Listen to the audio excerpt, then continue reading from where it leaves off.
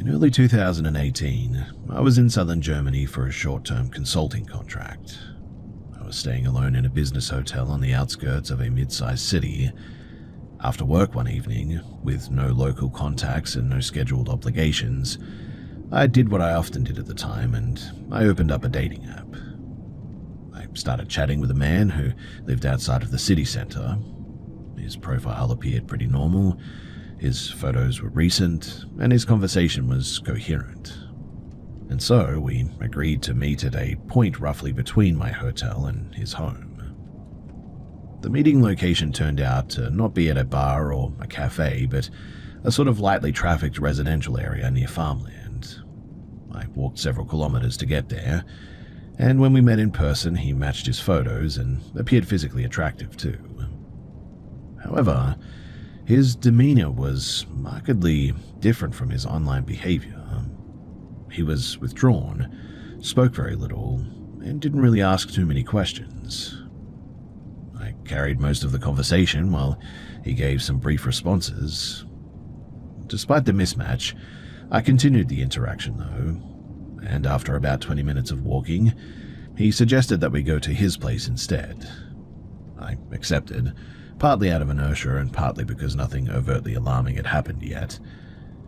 But his home was a detached house well outside of the urban area.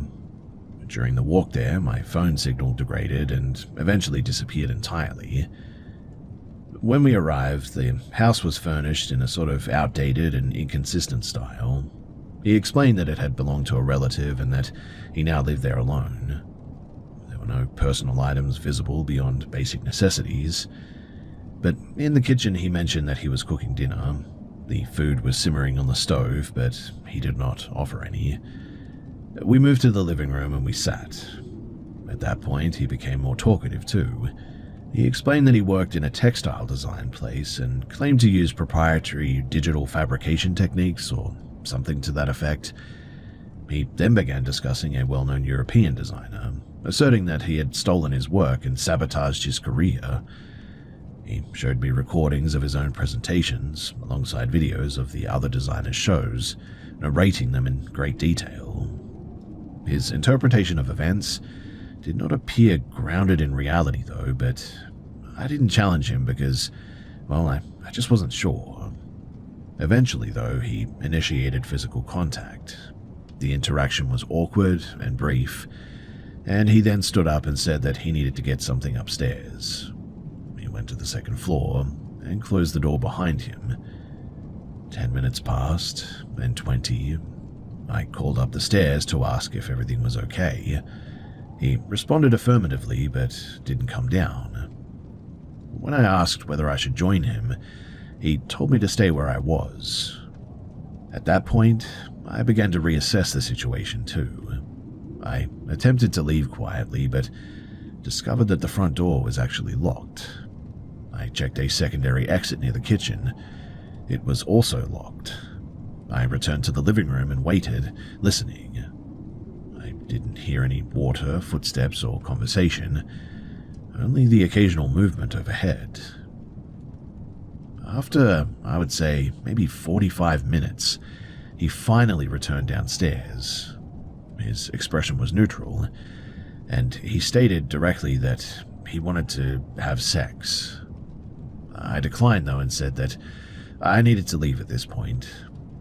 He responded that it was too late for me to go, and repeated his request. I then asked to use his Wi-Fi so that I could navigate back to my hotel since my phone had no service. He pointed at a router under a chair and told me the password was printed on it. While crouched down reading the label, I became aware of him watching me closely from behind. At one point, he leaned forward and reached behind a piece of furniture out of my view. At that moment, I interpreted the situation as potentially dangerous, and so I stood up quickly, picked up a nearby lamp, and told him to unlock the door. He appeared confused, rather than hostile, and said that I was free to leave. When I told him the door was locked, he seemed surprised. He led me into the kitchen and said that the keys were in a drawer. The room lights were off though, and He opened the drawer which contained utensils and retrieved the keys. I turned on the light myself during this exchange. There was no physical confrontation, thankfully. He unlocked the door and I exited immediately, but as I was leaving, I looked back up the stairs where he had been for said 45 minutes before, and that was when I saw someone standing at the railing with a white mask on, dressed completely in black. Well, upon seeing that, I ran and, mind you, I was still holding the lamp until I reached the road, upon which I ditched it, and I walked for nearly 2 hours to return to my hotel, constantly looking over my shoulder. Once back, I blocked him on all platforms that I could identify using his name on, which I had learned earlier from the materials that he showed me. I never contacted the police, as technically no explicit crime had occurred, and I could not clearly articulate what I would report anyway. But when I think back on it, I realize just how stupid of a decision this whole thing was. Really, I should never have been there. I should never have gone to see him where we went to, and it was silly, and it was a lesson learned, and also perhaps a tragedy avoided.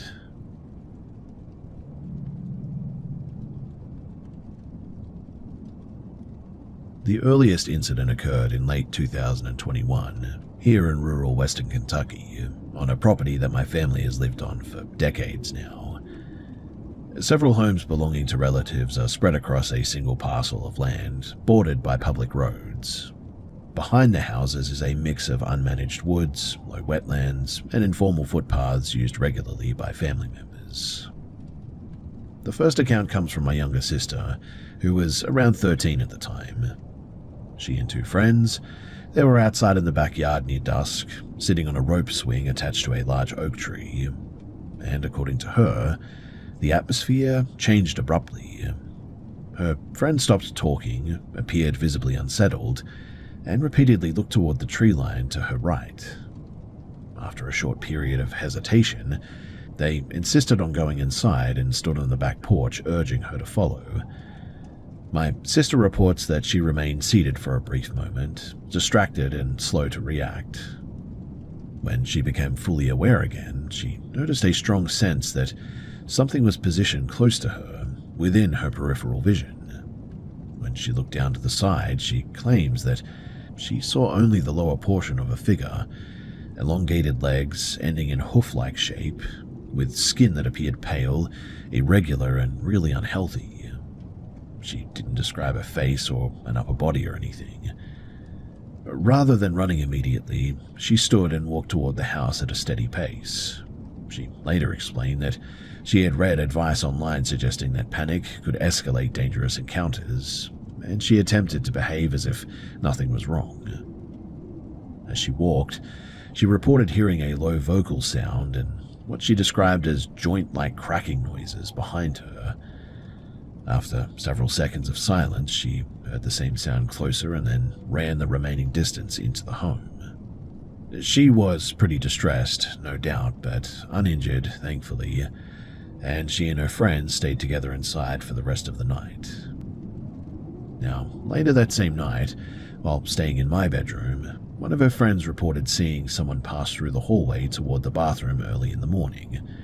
The figure matched my general build and clothing from the previous day, and when my sister later realized that I wasn't home that night, and confirmed by phone that I had stayed overnight elsewhere, the incident became a topic of concern among them. Nobody else in the household reported being awake at that time too, which was very weird.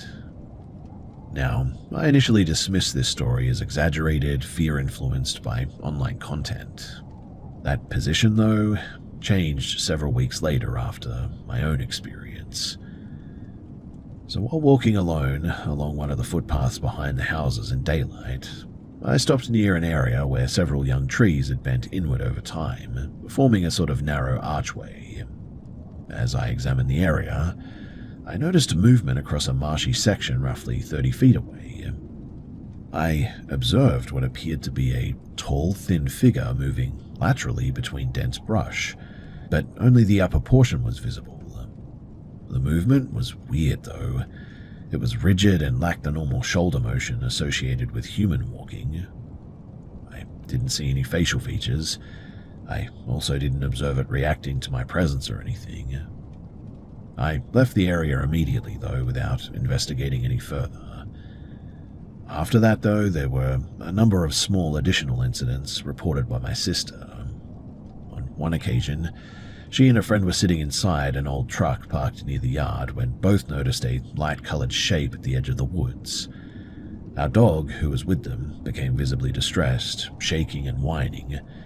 They remained inside the locked vehicle until morning, and no physical evidence was found afterward. They did look. Other reports were less specific, though.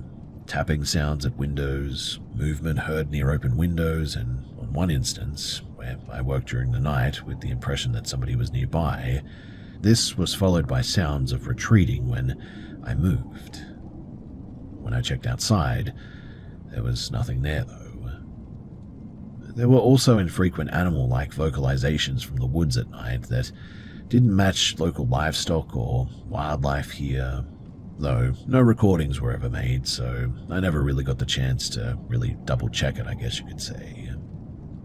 The most recent event occurred when my sister was laying in bed with her cat resting on her chest, and after the cat moved away, she reported hearing the same sound of purring coming from outside of her open window, consistent in rhythm but unnatural in repetition. She waited until it stopped before closing the window, but thankfully nothing further happened. At present, there's no active concern from my family, and they live on the property still, and life continues on as normal. Whatever the cause of these things are, they seem to have slowed down over the years, thankfully, but they've still left behind a very uneasy feeling of unresolved tension, I guess you could say, and questions that are ongoing and still remain unexplained.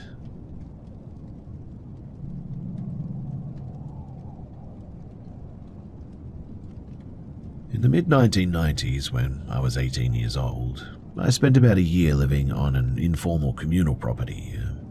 It was not an organized settlement so much as a collection of shared dwellings on privately owned land, bordering a state conservation area. People came and went, and there was little structure, no fixed leadership, and no expectation of permanence or anything. Most of us were there because, well, we had nowhere else to be. One afternoon in late winter, 3 of us decided to walk one of the old access tracks that cut through the bush behind the property. The track was no longer maintained, and it had originally been used decades earlier for logging vehicles. The weather was pretty poor that day, light rain, low cloud cover, and limited visibility. There was nothing unusual about going out there. People use those tracks all the time. After about 20 minutes of walking, I separated briefly from the others to relieve myself off the side of the trail. They continued ahead at a slow pace, and I moved only a short distance off the track, enough to just be out of sight to do my business. Now, while standing there, I noticed movement ahead of me, slightly downslope. There was a child. They stepped into view from behind the trees. Based on the height and the build, I estimated him to be around maybe 10 or perhaps 11 years old. He was barefoot and wearing clothing that did not match the time period. Short trousers held up with suspenders and a plain shirt without any visible branding or modern features. His hair was cut evenly and very short, in a way that perhaps suggested that it was done at home rather than at a barber or something. He didn't speak. He did not acknowledge me directly, and he stood still for several seconds, then turned and walked back into the bush at a normal pace. I called out reflexively, more out of confusion than concern, and finished what I was doing. By the time that I stepped back onto the track, he was gone, though. There was no sound of running and no obvious path that he could have taken that quickly. When I caught up with the other 2, I told them what I had seen. They dismissed it immediately, though, and suggested that I had just misidentified a hiker or maybe imagined something. Given the environment that we were living in at that time, that explanation was easy for them to settle on, and I didn't argue, but I was confident about what I had seen, too. Well, A few days later, we were in a small coastal town nearby. One of my friends mentioned the incident casually while talking to a man who had grown up in that region. The man asked me to repeat the details, specifically the location and how the child was dressed. After listening, he told me that in the early 20th century, a local family had lost a son while working bushland in that same area. The child had apparently wandered away from a temporary camp and was just never recovered. And apparently the description that I gave, well, it matched how the boy appeared in one of the few surviving photographs of him. There was no claim beyond any of that, no suggestion of anything unexplained, and the man simply stated the facts as he knew them, and he just sort of left it there. I did return to the track many times afterward, and I never saw anything similar again.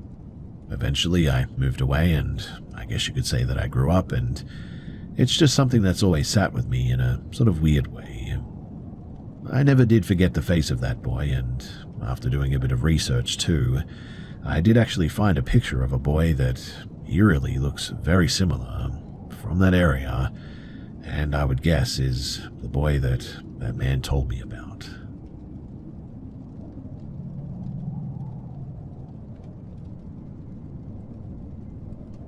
I was living alone in a rented townhouse on the outskirts of Wichita, Kansas. I was 21 years old and working irregular shifts at a distribution warehouse. My sleep schedule at the time was pretty inconsistent, and I frequently returned home exhausted in the early afternoons. Now, at the time, I kept 2 pet birds, small parrots, confined to a single bedroom when I was out of the house. As a bit of a habit, I left the television running at low volume during the day, both for ambient noise and to mask outside sounds as well. This routine, it has been consistent for years without any issues. On the day in question, though, I returned home shortly after 2:30 p.m. I went directly to my bedroom, secured the birds into their enclosure, and changed some clothes. A cooking show was playing on the television at the time, and after lying down, I decided the noise was distracting and turned the television off manually. I then lay on my side and I began to drift into sleep. Now, at some point during the transition between wakefulness and sleep, I became aware of auditory input consistent with speech. The sound resembled a television program continuing in the background, so I opened my eyes and confirmed that the screen was dark and the device was powered off. I attributed the sound to somebody outside or something, and so I just closed my eyes again. Within moments, though, I felt a shift in pressure on the mattress near my back, followed by movement in the bedding consistent with weight distribution. The sensation matched what would normally occur if another person sat or laid down on the bed. My initial assumption was that a family member had entered the room, despite knowing logically that no one else was home at that hour. I remained still and I didn't turn immediately. My heart rate increased and I was sort of frozen. After several seconds, I rolled over and confirmed that the bed was empty. There was nothing there and the room appeared unchanged. I turned back toward the wall, pulled the blanket over my head, and I fell asleep shortly afterward. I woke again at around 6 p.m. feeling unsettled but functional. I left the room and spoke with my mother later that evening about what I had experienced. She attributed it to stress and poor sleep habits, and so no further action was taken. In retrospect, while the event was pretty convincing at the time, it didn't reoccur under any comparable conditions, and I didn't find any other corroborating factors to go with it. And so, with distance and some context, I guess maybe it was like sleep paralysis or something like that. Still, it was frightening and something that I won't ever forget.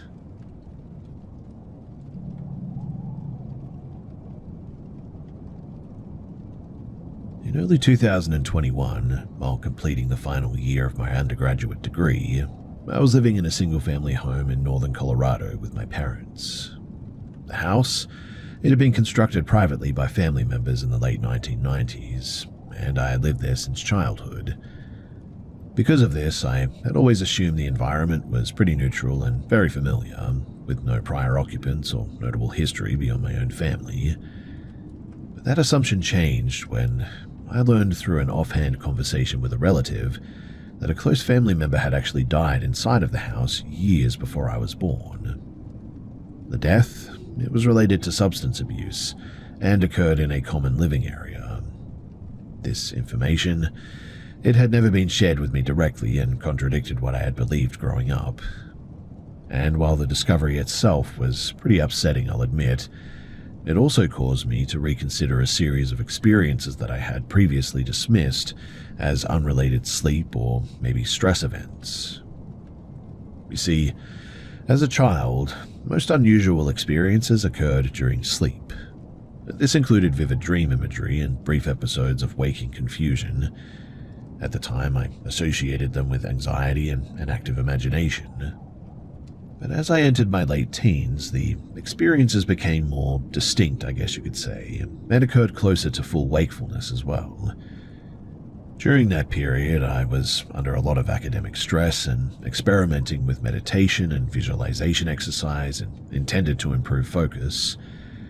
I discontinued these practices, though, after several months, due to reoccurring intrusive thoughts and disrupted sleep as well.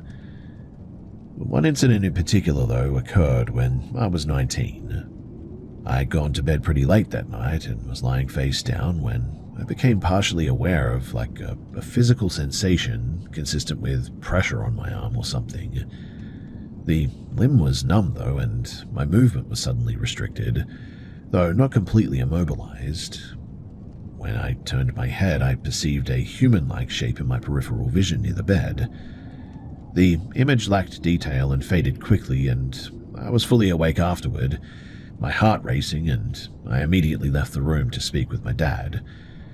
We discussed the event at length, and he attributed it to sleep paralysis combined with exhaustion. And as comforting as that might have been, I didn't sleep that night.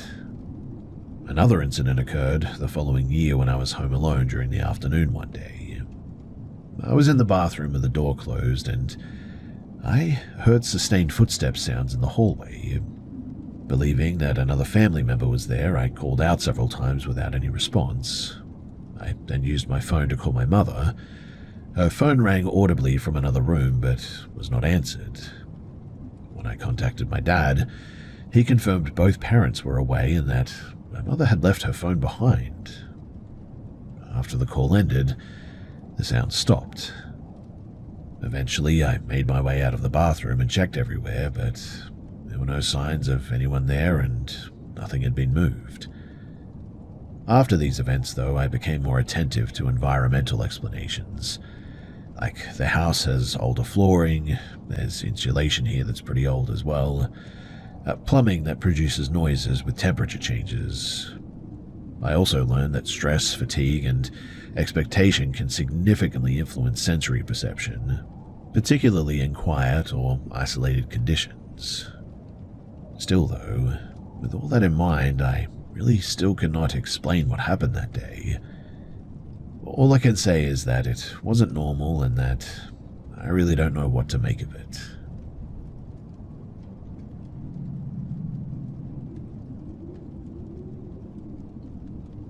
In the mid-2000s, when my brother and I were both under 10 years old, we were living in a suburban area just outside of a town. It was a typical weekend sort of household, both parents present, no unusual routines, nothing out of the ordinary about the morning in question.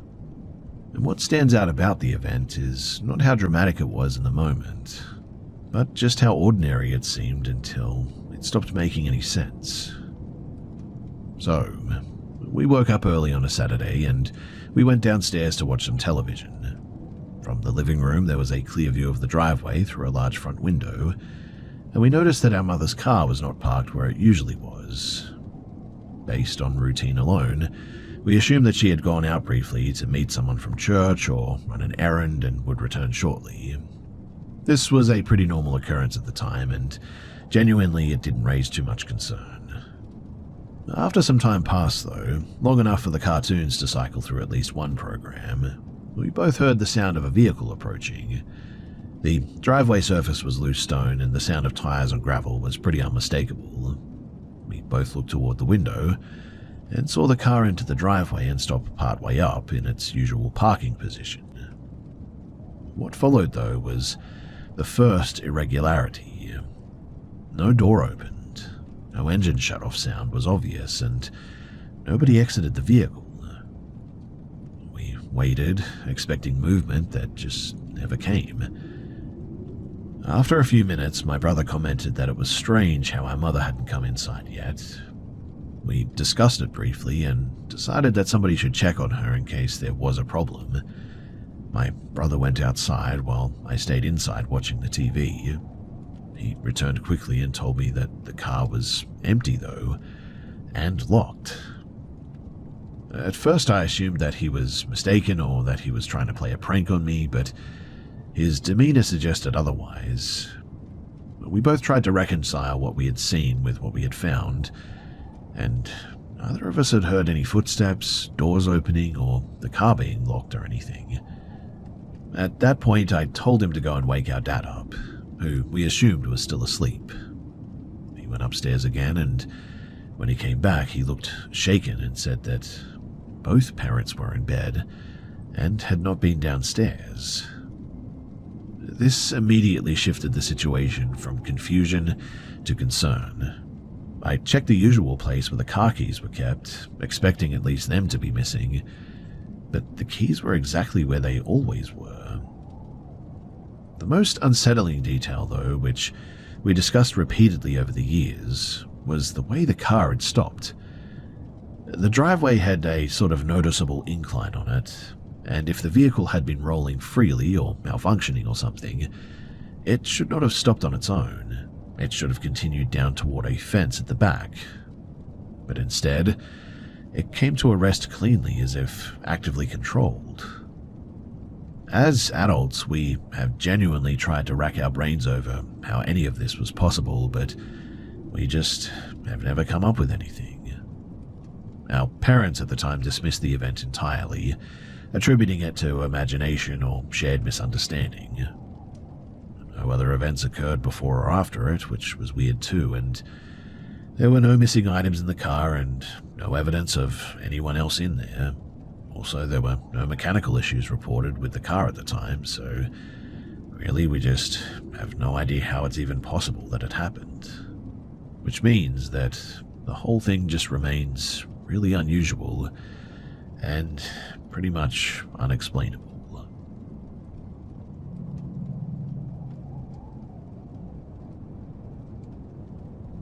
I was in primary school, roughly 9 years old, and living with my family in a 2-story house in the outskirts of Sheffield, England, when this happened.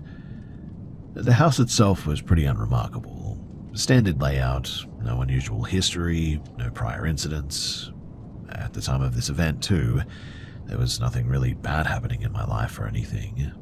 It was early evening, not late at night, and I was upstairs in my bedroom, seated on the floor, sorting through some toys. I was alert, not tired, and had not been in bed or preparing to sleep or anything. The hallway and the living room lights were on downstairs, and I could hear my parents talking while watching television. Their presence was clear and pretty continuous, and from where I was sitting, I could see a textured glass panel set into the stairway wall. The panel was designed to let light pass through while obscuring detail. It faced an enclosed garden, rather than the street, and was positioned well above ground level as well. There was no external structure that would allow someone to stand near it from the outside. And so, while I was playing, I noticed a change in the light pattern on the glass all of a sudden. At first, it registered as movement rather than a defined shape, but after a few seconds it resolved into what appeared to be the outline of a head and a partial shoulder maybe or something. It was visible only as a distorted silhouette through the patterned surface, but the coloration was caused by outdoor lighting reflecting through the glass, and it appeared sort of greenish rather than neutral. The shape? It didn't face inward toward the room. Instead, it remained angled, as though viewed in profile. A second shape appeared beneath it, though, consistent with an arm positioned forward. The hand shape moved once in a repeated circular motion, similar to a beckoning gesture, I would say, and the movement was slow and deliberate, not abrupt. At the time, I didn't interpret this immediately as a person. My reaction was sort of delayed, confused, rather than instant fear, I guess you could say. But after several seconds, I began crying loudly, which prompted my parents to come upstairs. As their footsteps reached the top of the stairs, the silhouette shifted laterally across the glass panel rather than disappearing outright. It moved out of the visible area without changing orientation, and my parents entered my room within moments. I pointed toward the stairwell and attempted to explain what I had seen. They checked the landing, the stairs, and the exterior garden area, but nothing was found. They said that it was maybe just the reflection or headlights or imagination, and after calming me down, they returned downstairs. Now, about 15 minutes later, while I remained in my room with the lights still on, the same pattern appeared on the glass again. This time the movement was briefer though, and I called out immediately and my parents came upstairs again. But the shape was gone by the time that they had reached the landing. No further incidents occurred that night or at any point forward too.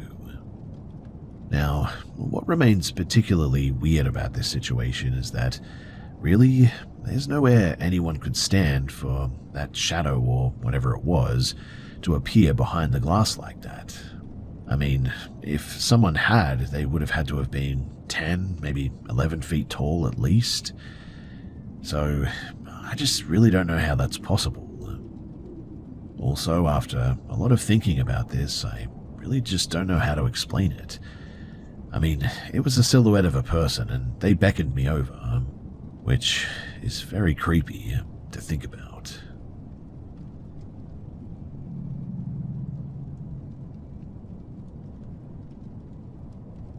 I was living in a rented apartment with 2 other tenants when this happened. The building, it sat along a narrow river used primarily for drainage and small boats. The water level was visible from our kitchen windows, in fact, which faced directly onto the embankment. One of the people that I lived with had a long-standing habit tied to his personal beliefs. After dinner, he would take a small amount of uneaten food and discard it outside, usually into the water or nearby vegetation. He viewed it as a symbolic gesture rather than necessity, and over time it became a part of our household routine. Nobody objected to it, and it had been happening regularly since before I even moved in. That routine ended abruptly, though, when he left for several weeks for work-related travel at one point. During his absence, the apartment's daily rhythm just suddenly changed. Meal times became less structured, and the kitchen was used at odd hours. Around the same period, the weather shifted sharply too. Humidity increased, and the building's insulation, already pretty poor, became even more noticeable. The kitchen began to feel different from the rest of the apartment, though.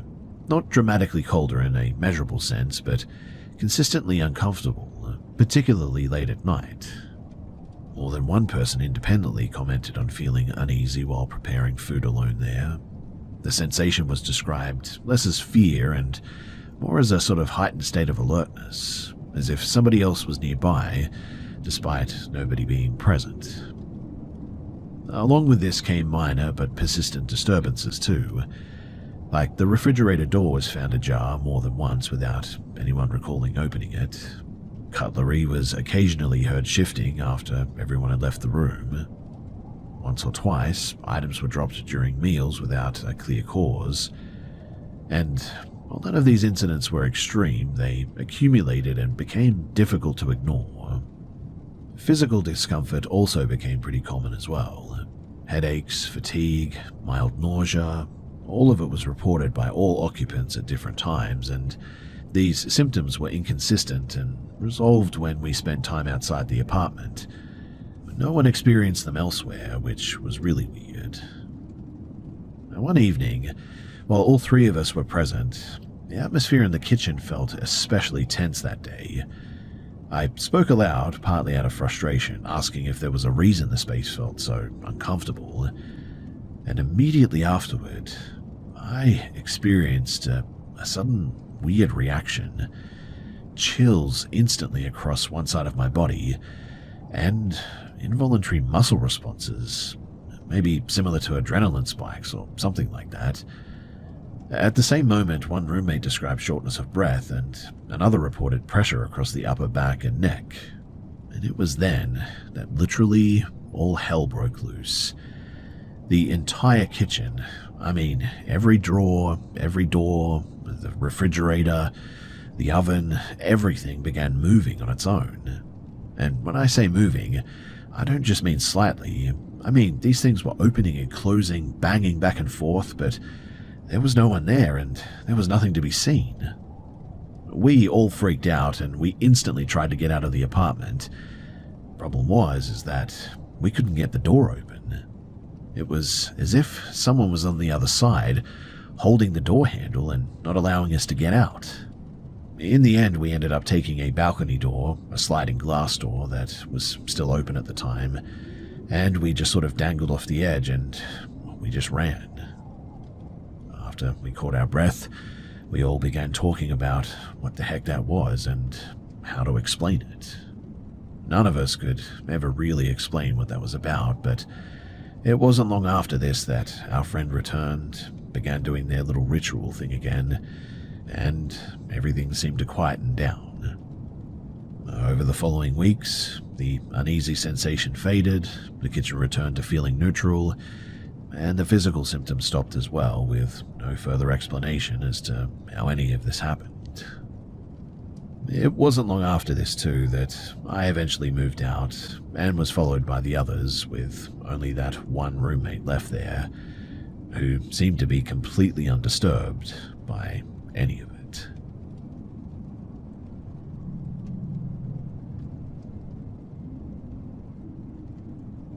During my final year of secondary school, I was living with my family in a mid-rise apartment complex.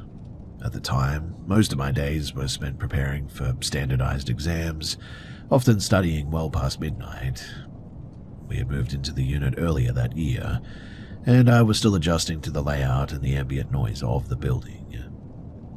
One night, after several hours of revision, I went to bed without fully winding down, and the lights were off, but the room was not dark. Exterior lighting from nearby buildings and passing traffic reflected faintly through the window beside my bed. The bed was positioned close to that window due to limited space, which meant that shadows and reflections were always visible in my peripheral vision. While laying flat and staring upward, I looked toward the lower end of my bed, and what I registered did not align with what I expected to see. Near my feet, I perceived what looked like an additional limb occupying the space where nothing should have been. It appeared thicker and longer than my own leg, with a sort of muted grey tone and poor visual definition as if partially obscured. Above it, there was a darker shape that lacked detail but suggested mass rather than emptiness. My immediate response was confusion, though. I attempted to shift my head to get a clearer angle, but found that I couldn't move all of a sudden. My arms and legs just wouldn't respond. My breathing was shallow and my heart rate increased rapidly. The inability to move lasted long enough for me to become aware of it, though I cannot accurately estimate the duration. Eventually, though, I regained control abruptly, and as soon as I did, I left the room without looking back. To reach my parents' bedroom, I had to cross the living area, which faced a balcony enclosed by sliding glass panels.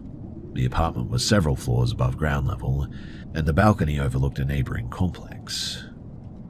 While moving through the living room, I noticed movement outside of the glass.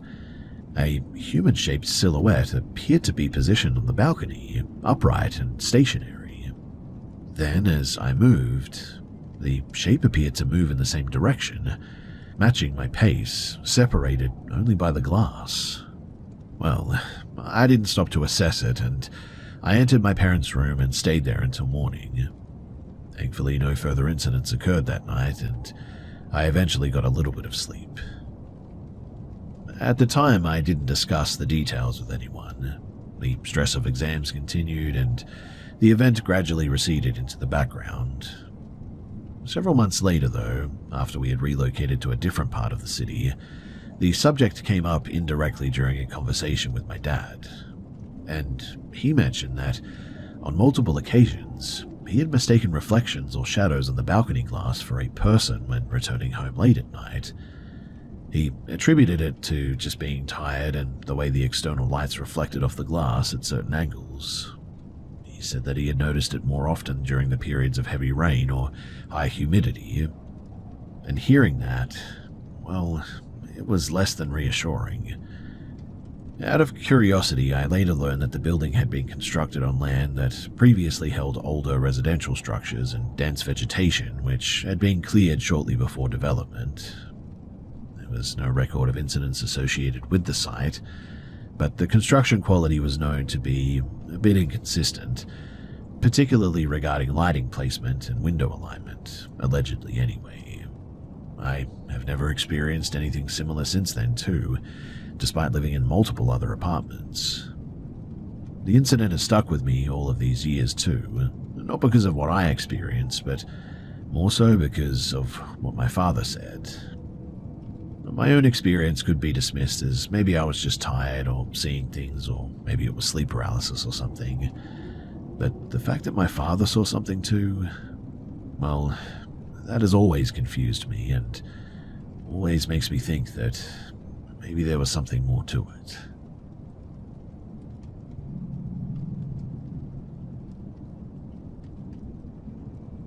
I generally approach unusual experiences with skepticism. In situations where people often reach for supernatural explanations, I default to environmental factors, stress responses, or maybe perceptual errors. That framework is important context for what follows too, because the incident itself was brief, mundane in structure, and also unsettling, only because of how sharply it conflicted with my expectations. So, I was living in Nevada when this happened. The area was pretty urban, surrounded by parking structures. There were some arterial roads and closely packed buildings nearby. Wildlife sightings were pretty uncommon, but not totally unheard of, particularly at night. I lived with a partner at the time, and we owned 2 indoor cats with well-established routines. Now, at about 3:45 in the morning, I was awakened by a repeated animal sound coming from outside. It was sustained, rhythmic, and loud enough to cut through the closed windows. Based on the length and the cadence, it sounded like a cat, and it didn't match the behavior of either of our pets, both of whom I confirmed were present and calm at the time. After determining the sound was external, I traced it to the patio directly beneath our unit. From the window, I could see that the neighboring porch light was on. The sound continued at regular intervals, suggesting an animal either distressed or attempting to attract attention or something like that. In any case, I went downstairs to check the area. The decision was practical rather than impulsive, I guess. My assumption was that an outdoor animal was either trapped or injured, and I should probably help it. On the lower patio, I observed a white, short-haired cat seated near the wall. Its posture was upright but rigid, and at first it didn't respond to movement, noise, or proximity. I attempted common methods to get its attention, including vocal cues and placing food nearby. There was no immediate reaction, no head movement, ear rotation, or visible focus shift. Even when objects landed within close range, it didn't move. This lack of response was notable, but not unprecedented in sick or severely stressed animals, I thought. After several seconds, the cat slowly rotated its head in my direction. The movement was delayed and sort of uneven, while the rest of the body remained stationary. When its face became visible, I instantly was shocked. The eyes appeared less like cat's eyes, and they were completely human. The coloration was light, and the pupil shape didn't immediately register as a cat. The gaze was steady and forward-facing in a way that felt incongruent with the body language of the cat. I only looked at it for a moment, but it was sufficient enough to completely creep me out. The animal vocalized once more, but this time the sound was way lower and rougher than before, and didn't match the earlier pattern. At that point, I disengaged and I returned to my unit. Once inside, I locked the door and closed the blinds. I was now shaking and my heart was racing, and I had never seen anything like that. Now, I know that some people may not believe me, and they might say that maybe I just saw a reflection in the eyes, or maybe it was a distorted view through the glass or something like that. But I can assure you that this thing, whatever it was not a cat. It didn't sound like it at the end, and its eyes were completely human. Thankfully, I never did see it again after that, and it never seemed to come back, but I was on edge for weeks afterwards because the whole thing was just unbelievably creepy.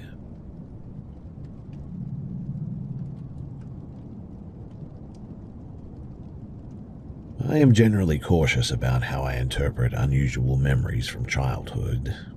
Developmental factors, incomplete recall, and the way that fear organizes memory all matter. I know that.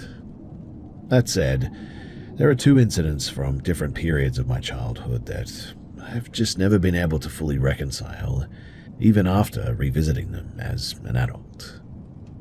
The first occurred when I was 8 years old and living in central Pennsylvania. The house was built in the early 1900s and had been renovated multiple times. It was not treated as unusual within the family, and there was no known history that suggested anything out of the ordinary. At that age, I was pretty anxious as a kid, but not prone to night terrors, sleepwalking, or vivid reoccurring dreams or anything. Now, the layout is pretty relevant too, so let me explain some things. My bedroom was at the end of a narrow hallway, and directly across from it was a small bathroom. My parents' bedroom was adjacent to mine, and my younger brother's room was at the opposite end. I habitually slept with my door open because I found closed doors more distressing at the time. And one night, I woke up during the night to the sound of the bathroom toilet flushing. This alone was not alarming, obviously. I assumed that one of my parents had gotten up. From my bed, I had a clear view of the hallway, and instead of one of my parents, I saw a person step out of the bathroom. It appeared to be a young female, taller than me, wearing a plain light-colored nightdress. She didn't look at me. She walked several steps down the hall, stopped, and turned to face the wall. She remained standing there, breathing loudly and irregularly. What stands out is not the panic, but the confusion that I felt too. I got out of bed and approached her slowly, expecting some acknowledgement, but there was none. The breathing continued without change, and I stood close enough to reach her. I raised my hand, but didn't make contact. At that point, fear suddenly registered, not because of how she looked, but because of the lack of reaction that she had. I instantly left the hallway and went into my parents' room. I woke my mother and told her, and my brother was standing at the hall, and that was the only explanation that made sense to me at the time, and she immediately checked on him. He was asleep in his bed. We then checked the bathroom and the hallway, but there was no one there. The house was searched, but nothing was found. No doors or windows were open. My mother did not attempt to explain what I had seen, and the event was just never really discussed again. As an adult, I consider several possibilities. Maybe it was partial dreaming, or memory consolidation errors, or something like that. But the difficulty I'm having with that is that my mother remembers the story too, which means that it's far less likely that I imagined things or that I'm just misremembering something. The second incident occurred roughly 3 years later though, when I was about 11, in the same house. By then we had more technology in the home, and I had been given a basic digital music player with a camera function. I kept it charging on the shelf near my bed at night, and while showing some photos to a relative during a family visit, I noticed 2 images that I'm pretty sure I didn't take. One was a blurred image timestamped at around 4 in the morning. The other was taken less than a minute later, and it showed me asleep in my own bed, photographed from above at a downward angle. Both my arms were under the covers, mind you. The height of the angle suggested that the device had been held well above the mattress level. I did not immediately tell an adult, and instead I just deleted the images because they freaked me out so much. At the time, that decision was driven by avoidance rather than logic, I think, and I just didn't want an explanation that would escalate into fear or confrontation with whatever this was. Years later, though, I confronted my parents about whether or not they had taken the photos, but they assured me that they hadn't. My sibling was significantly shorter than the apparent camera height too, so really that was sort of impossible. Accidental activation is possible, I suppose, but I don't know. The angle and how high up it was just doesn't make any sense. In the end, I had no explanation for it, and so it's just one of those uneasy memories that now sits with me.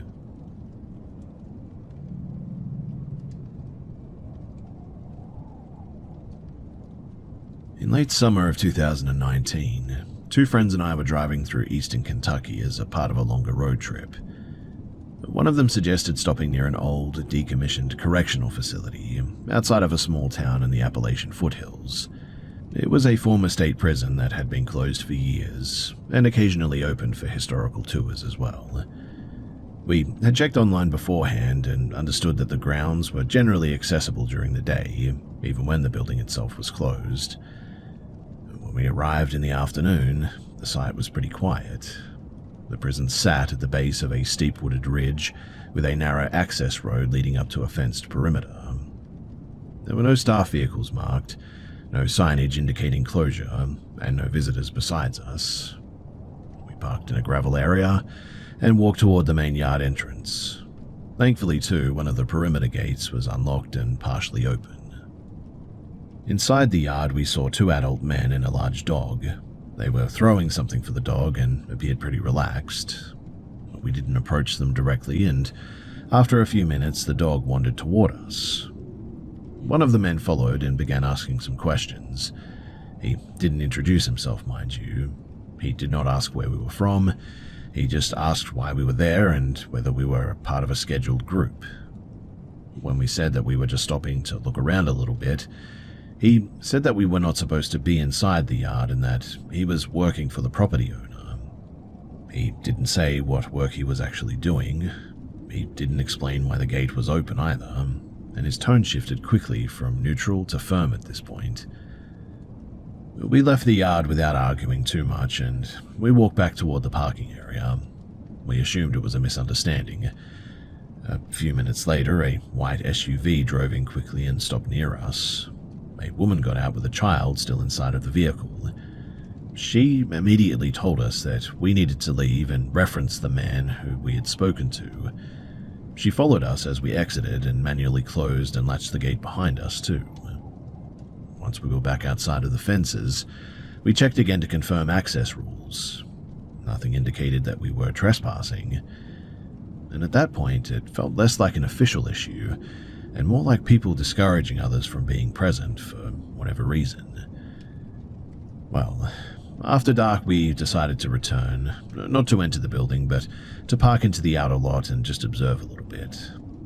We arrived at around 10:30 p.m. and we turned off the engine. From the road, we saw a pickup truck slowly driving up and down the access road without headlights. It passed, turned around and came back, and it never approached us. We debated our options, and we decided to walk along the tree line instead of driving in directly.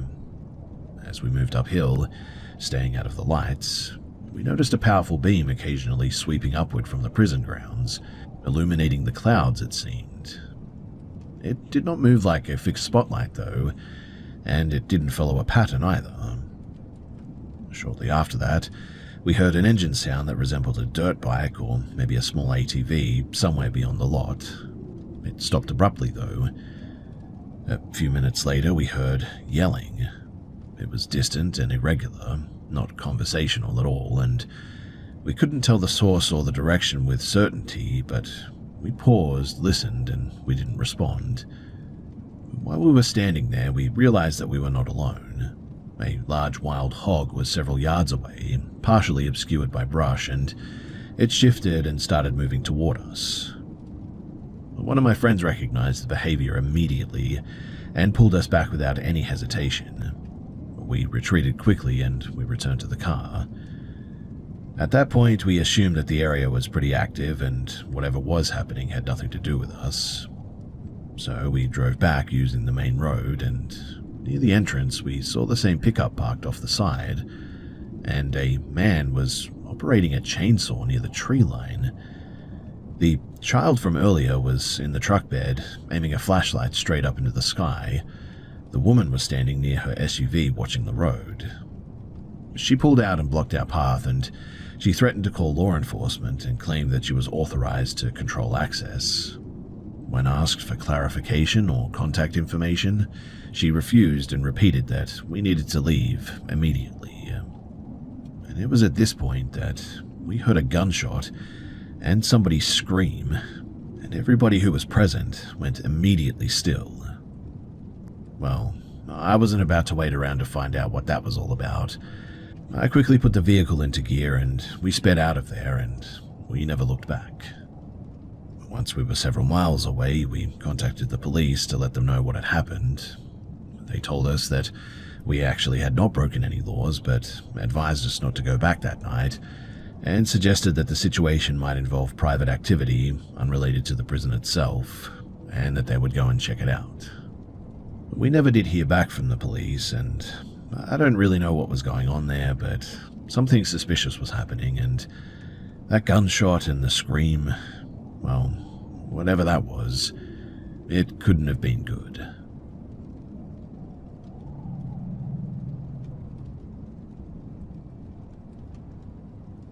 In late 2019, my family moved into a different house within the same outer suburb of Brisbane. The move was pretty short distance, less than a kilometre in fact, but motivated by space rather than finances. The property itself was structurally sound, but unfinished in several respects. Some fittings were pretty outdated, and there was no installed alarm system too. That stood out to us, but at the time we treated it as a bit of an oversight rather than a risk. Now, our first night there followed a pretty normal routine. My wife and I slept in the main bedroom upstairs. Our two children, ages 4 and 6, were in separate rooms along the same hallway. But it was around shortly after midnight that I was woken by my younger son entering our bedroom. He was sort of half asleep and told me that he could hear thumping downstairs. I assumed it was the house settling or maybe an external noise and told him to climb into our bed. With the space pretty limited, I moved to his room and I ended up laying down there instead.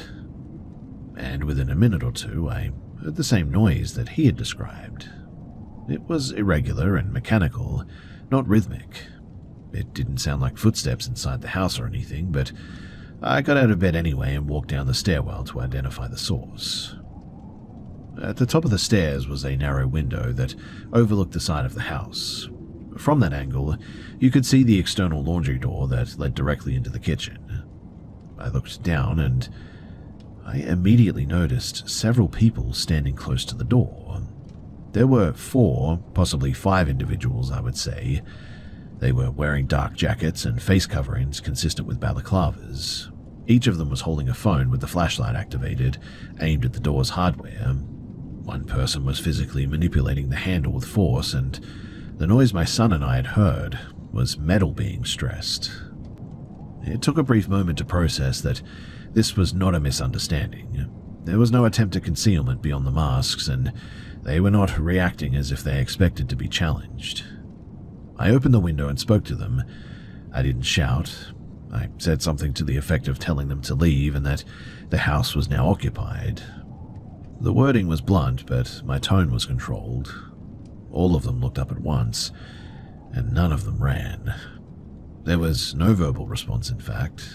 They disengaged from the door and they walked away together at a normal pace, exiting down the side path and out of sight. I closed the window and immediately woke up my wife. We called the police and stayed awake for the remainder of the night, but thankfully no one returned. The following morning, officers attended the property and they confirmed that multiple houses in the surrounding streets that they had been targeted the same night. Our door handle was visibly damaged and nearly detached, in fact. The assessment was that entry would likely have occurred within seconds, in fact, if the attempt had continued. That same day, we installed some new locks, exterior lighting, and monitored alarm systems. The police did not identify the individuals involved, and there were no arrests linked to our specific incident. Although nothing further occurred, the event certainly affected how I perceived the house from that point on. The proximity to our previous home, it didn't provide any comfort too, and the sense that the break-in attempt happened immediately on the first night altered just how secure the space felt. We remained there for some time, but the initial confidence never really fully returned. Several months later, during renovations, we found a small quantity of illegal drugs wrapped and concealed inside of a drawer that had definitely belonged to the previous occupants. We did report it, and it was collected without any issue. There was no confirmed connection to the attempted break-in, but it reinforced the impression that the property, it had a history that we were definitely unaware of. The critical factor to all of this was timing, though. If my son had not been disturbed, I would not have changed rooms, and if I had not moved, I would not have heard the noise clearly enough to investigate. The response of the group, leaving calmly when addressed like that, was unusual too, but I suppose it's consistent with offenders who prefer avoidance over confrontation. Thankfully, we escaped that night unscathed, but it's a night that I will never forget.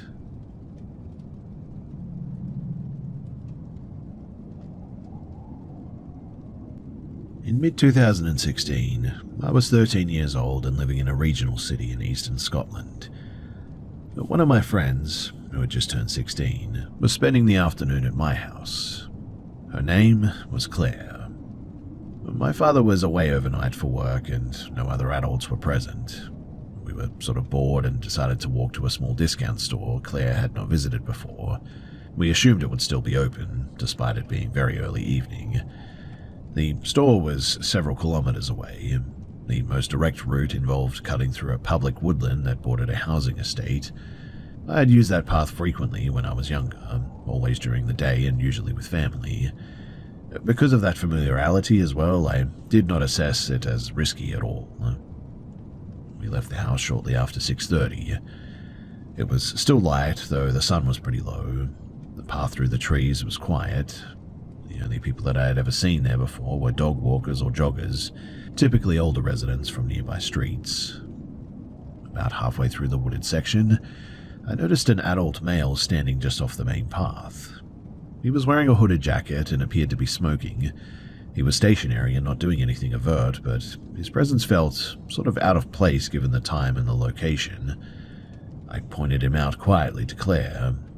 Without discussing it, we adjusted our path to pass him at a distance.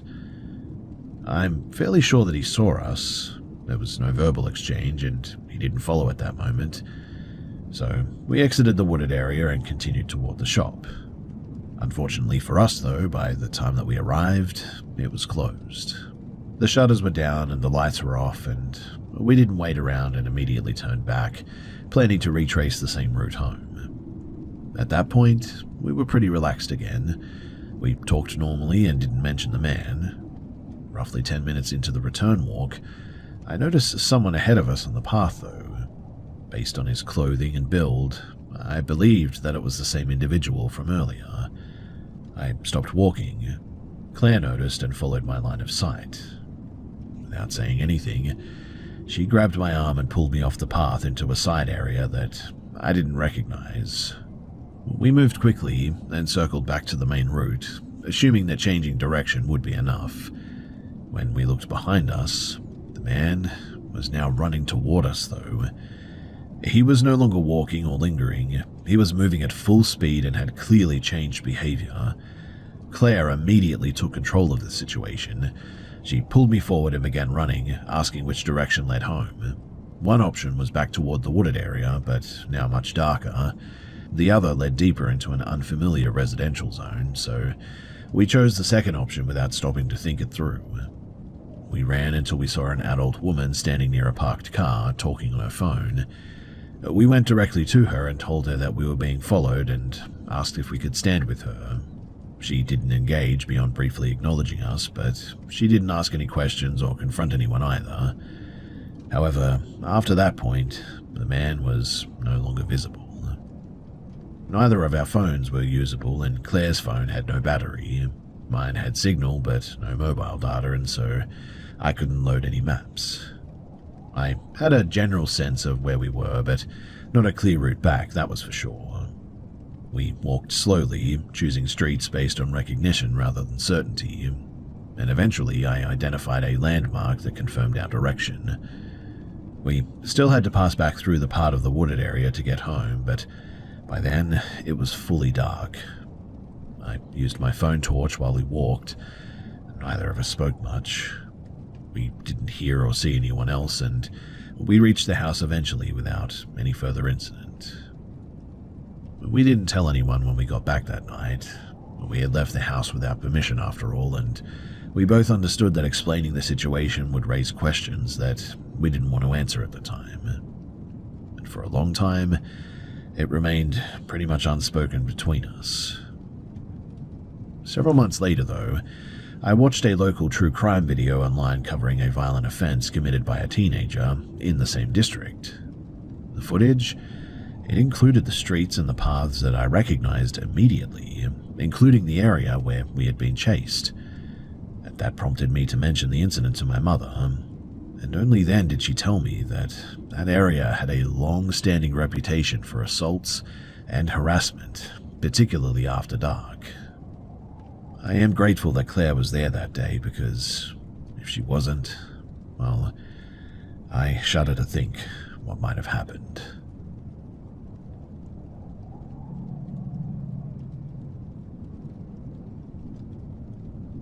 So the other night I was walking my dog in a managed public woodland outside of a mid-sized town where I live. The area connects several residential zones, and it's routinely used by commuters, runners, and dog owners all the time. I walk there multiple times a week, in fact, and am pretty familiar with the main and secondary paths there too. Now, the incident occurred shortly after 6 o'clock. Sunset had already passed, and while there was residual ambient light around, the forest floor was pretty dark. I had just crossed a pedestrian underpass beneath a regional highway and entered a narrow descending footpath that leads toward housing on the opposite side. The path curves left with dense shrub growth on both sides. Visibility beyond approximately 20 to 25 meters is pretty limited, particularly in low light. As I began descending, my dog stopped abruptly several meters ahead of me. This was pretty unusual for her. She wears a small LED tag on her collar, and when she stopped, the light briefly illuminated a person standing at the lowest point of the dip in the path.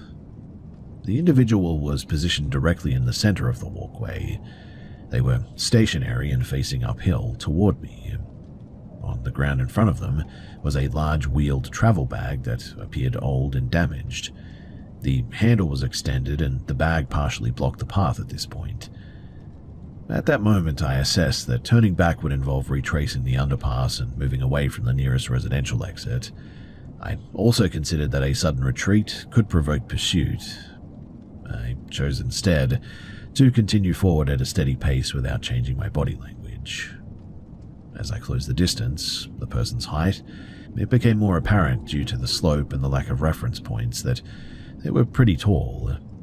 In fact, they were significantly taller than average, and wearing a long, dark outer garment that obscured their body shape and extended right down to their ankles. The garment had a hood that covered most of their head. I did not use my torch at this stage, as I wanted to avoid escalating the situation as much as possible. I was carrying a high output torch, my dog's lead with a metal clasp as well, and a steel water bottle. I mentally rehearsed using the torch to create a brief visual advantage if I needed to pass at close range. When I reached a point where avoidance was no longer possible, I activated the torch directly towards the individual's upper body and face and moved to pass on their right. They responded verbally in a low, controlled voice, saying something to the effect of warning me against doing that. And that very brief illumination revealed something that I will never forget. The face was thin, way too thin, and completely white. Their hair, or what was of it, was thin and scraggly. Their eyes were quite large too, and almost completely black.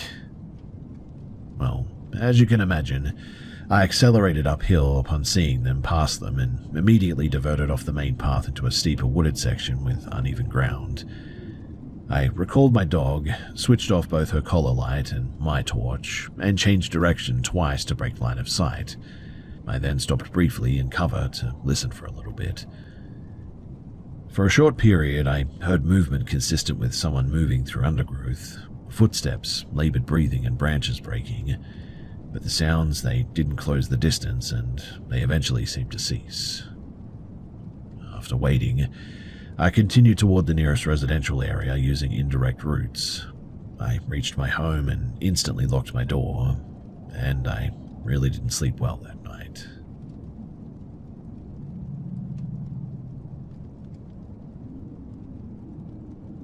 In the early 2000s, I lived for a short period with my grandfather outside of a rural township in northern Ontario.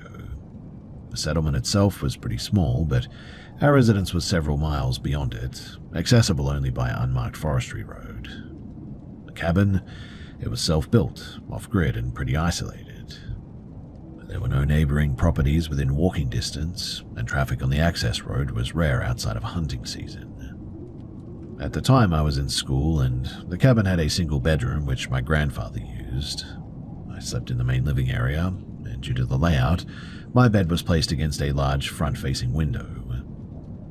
During daylight hours, the window overlooked the clearing, vehicles, and the equipment stored outside, and after sunset, visibility practically dropped to zero out there. There was no exterior lighting whatsoever. Now, one evening, following the usual routine, after dinner, my grandfather sat in the chair near the wood stove reading while I went to bed. He often stayed awake until I fell asleep, and I don't recall anything unusual about that night before I went to sleep, but several hours later, I woke up due to discomfort and shifted position in bed. This placed my face towards the window rather than away from it, and as my eyes adjusted, I became aware of a shape directly outside the glass.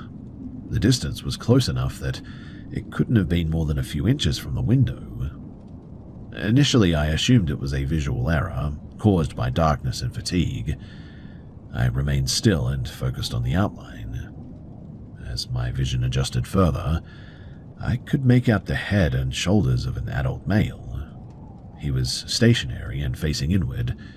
There was no attempt to conceal himself and no sound.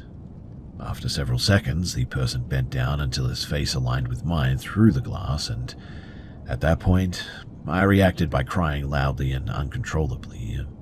The noise, it woke my grandfather. As soon as my grandfather stood up and moved toward the living area too, the individual outside retreated. I didn't hear any footsteps, but the figure disappeared immediately.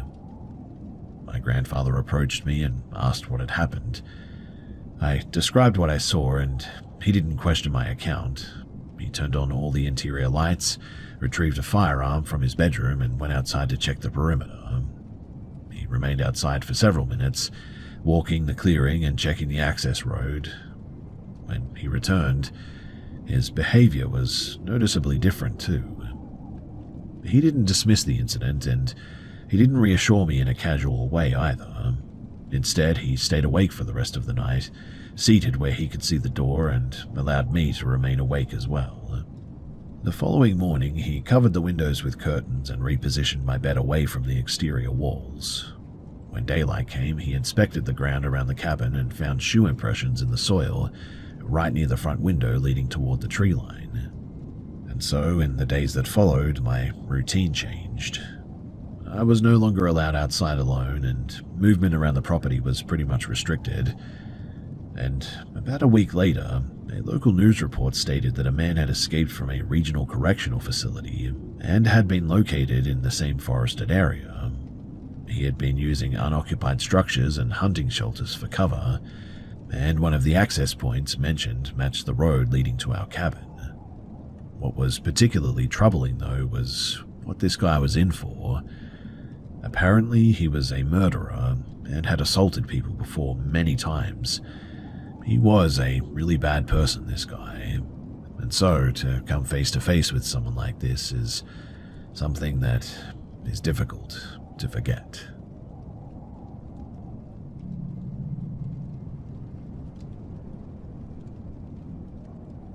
I started this back in September last year, but I never got around to sharing it. I am now, though, due to an uncomfortable situation again. So, I have to get some context out of the way first. Let me start off by saying that I live in an apartment complex by a golf course or country club on the edge of town. Since not many people live in this area, it can get pretty quiet at night too. The complex is built partially into a small hill at the end of the road, with my apartment being on the back corner of the building on the ground floor. So the bottom of the windows in the living room and both bedrooms start literally a few inches above the ground outside. There is a sort of small trail behind my apartment building that goes through a small wooded patch. I don't have much of a view since my living room windows face a good 15 to 20 foot patch of grass before a tree line separating it from a few houses on the next street over. But this story, it has been ongoing for the last couple of months. I'm not entirely sure if this is just paranoia or coincidental too. Last summer, my family moved into a house on the next street over, a couple of houses down from my apartment. I've only seen one middle-aged man and a dog so far, but I was taking my Shih Tzu Harley outside one day while he was out in his backyard just standing with his arms crossed swaying side to side. It was sort of like an NPC character in 2000s video games waiting to be interacted with. The dumpster shed area is in view of his backyard too.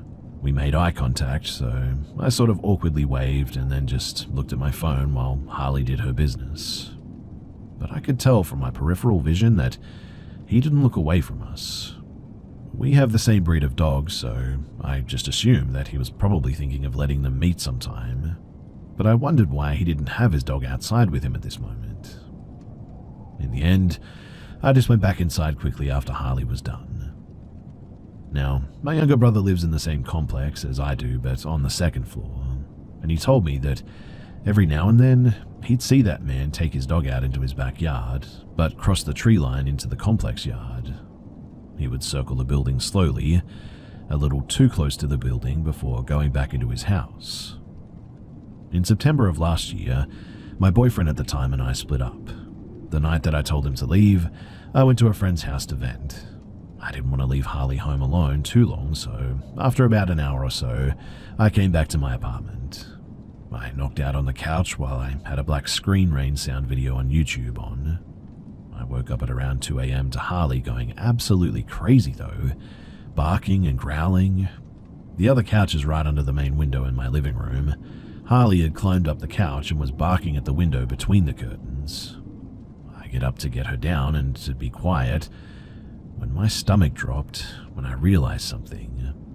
The curtains are on the thinner side, and I can normally faintly see the streetlights from the next street over through the curtains. I started getting a little bit nervous, realizing that there was a black mass blocking some of the lights above where Harley was standing. I grabbed the remote to shut the TV off while I was getting closer to the window.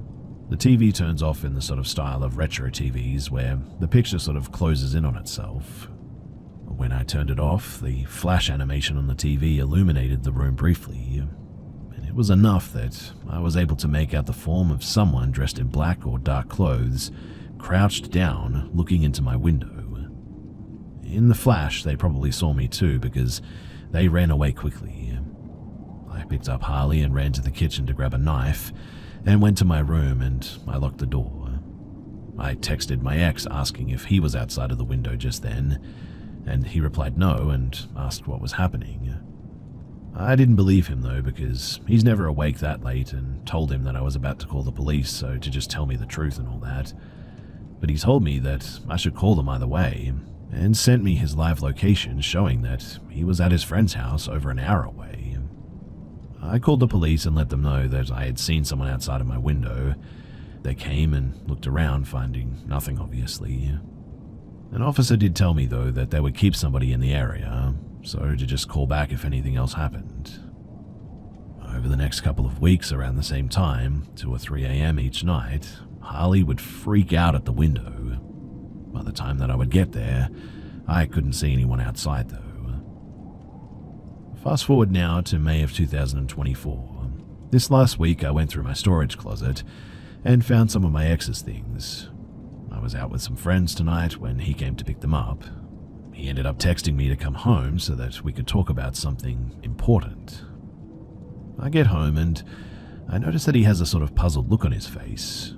I asked what couldn't have been just texted to me, and he told me that while he was loading his stuff in his truck, he took Harley out quick, and he was approached by an older lady that lives on the second floor. Now, the dumpster is at the end of the parking lot, and if you turn right, you'll face the side of the building in the general area outside of my living room window. There's a few big trees keeping the area back there pretty dark. Even during the summer, it's pretty much deeply shaded. And she said that as she was taking her trash out, she heard a twig snap or something like that, and looked in the direction that it came from. She said that she saw a man outside of my window, not just walking around. He was up close, peering into my living room, one hand up on the window trying to block the light so that he could see, and his phone in the other hand pointing inside of my apartment. She yelled out asking him what the heck he was doing, but he just acted like he didn't hear her and walked away slowly in the opposite direction.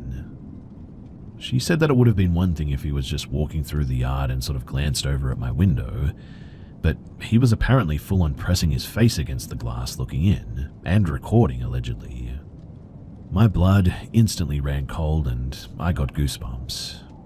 I have since then bought a Ring camera, which is honestly something I should have done a long time ago, but I'll update if anything else happens. So please, do wish me luck.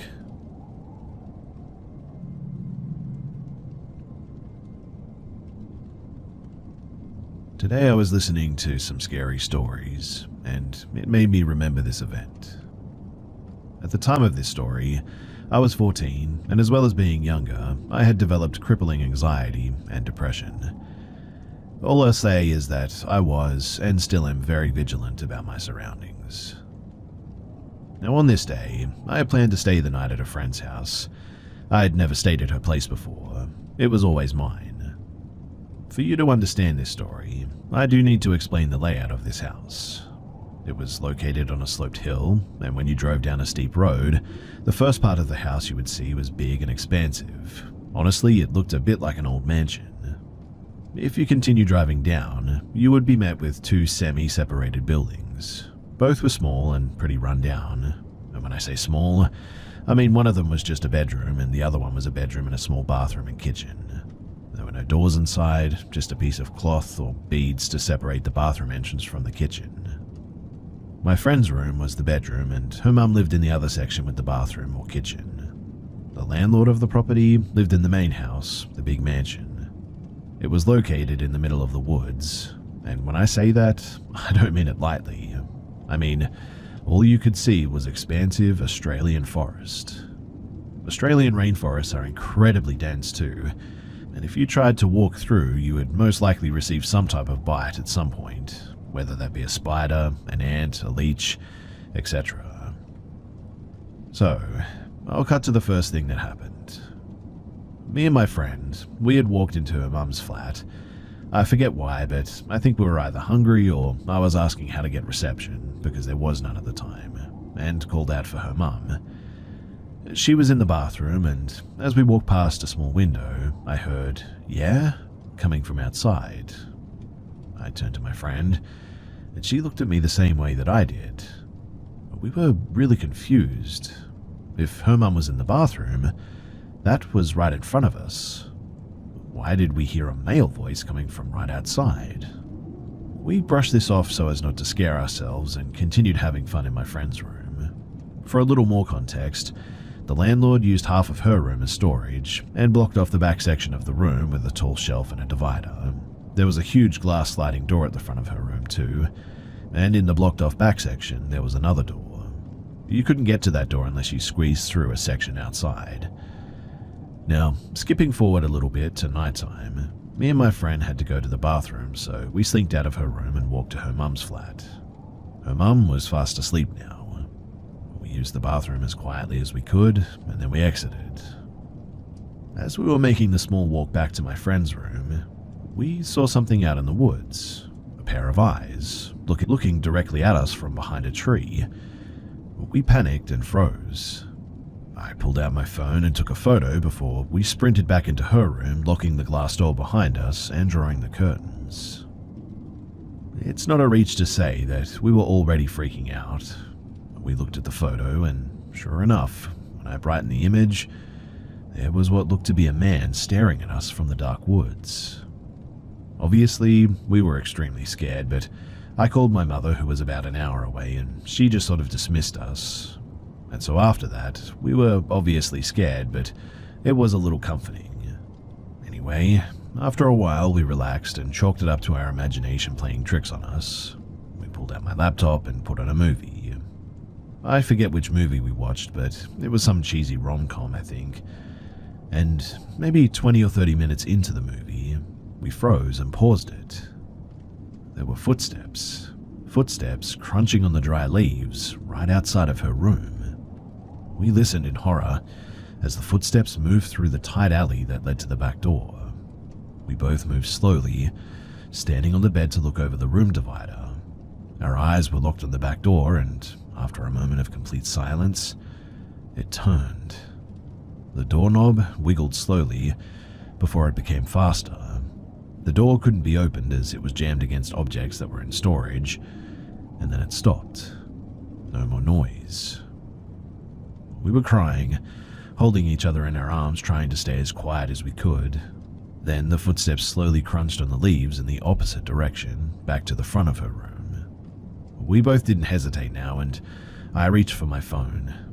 We called the police, and after trying to explain the situation to the operator on the other end, in tears the whole time, she told us a unit was being dispatched and to stay where we were. But then, as we were still crying and hyperventilating, we heard a phone ringing. It sounded like an old landline phone, one with harsh and loud beeping. It was coming from the landlord's mansion. We waited silently, listening to the drawn-out ringing of his phone. After what felt like at least 2 minutes, it stopped, and we heard his voice as he talked to the operator. At this time, we both noticed another thing: fingerprints on her window. These windows were slated glass that you could open and shut with a lever. Whoever left these prints, they reached up, cupped their hand around the top of the glass, and dragged their fingers on the dust, because it definitely wasn't there before. Soon, the landlord walked to her mother's unit and had told her that the police called him. He seemed extremely upset and told her that he made sure that they didn't send a unit. Her mother came to her room and we explained the situation. Both the landlord and her mother didn't seem to be bothered by the fact that a man just tried to enter our room. After that, I couldn't stay the night, and neither could my friend. We were too scared to spend another minute there, so I called my mum and she came to get us at around 11 p.m. to 12 p.m. We dropped my friend back the next day, and when we got there, her mother told us something that I don't think that I can pass up as coincidence. You see, the night that it happened, it was raining, and there was a pretty strong wind, but nothing strong enough to do this. Next to her mother's unit, she had a pole that held beads and fairy lights and all that. During the night, right after me and her were picked up, it had been knocked down. Keep in mind, this pole was literally embedded into the cement and tied to other items with zip ties as well. So like I said, there was no way that that could have been the wind. I mean, that pole is pretty darn sturdy. I am still unsure of an explanation to all of this. I mean, it may have been her landlord, right? I'm not too sure about that. It also could have been just a random man. Either way, I'm absolutely certain that there was somebody out there that night.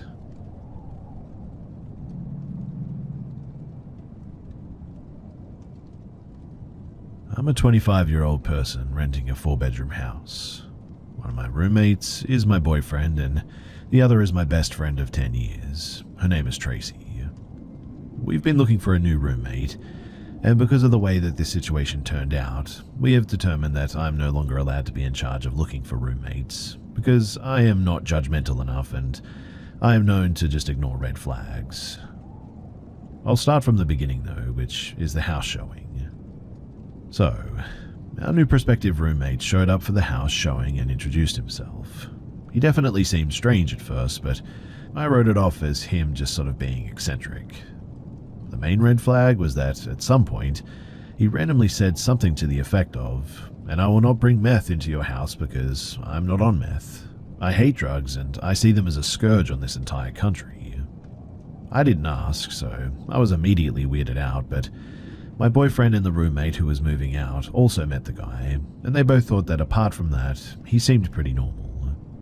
He didn't look like a stereotypical meth head by any means. His skin was clear, and he was kind of chubby.